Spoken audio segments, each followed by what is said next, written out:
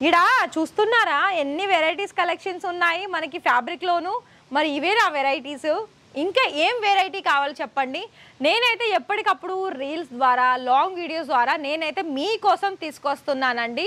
మీకు మీ డౌట్స్ అన్ని పక్కన పెట్టేసి ఫస్ట్ కాల్ చేయండి. నేను చెప్పేదల్లా ఒకటే, మీకు నిజంగానే మీకు ఒకవేళ బిజినెస్ సంబంధించిన దాంట్లో మీకు కొత్త కొత్త ఫ్యాబ్రిక్స్ కావాలి, అలాగే కొత్తగా క్రియేటివ్ చేసుకోవాలి అనుకున్న తగ్గట్టు మరి మాకు దొరుకుతుందా మీ దగ్గర ప్రైస్ క్వాలిటీ అంటే?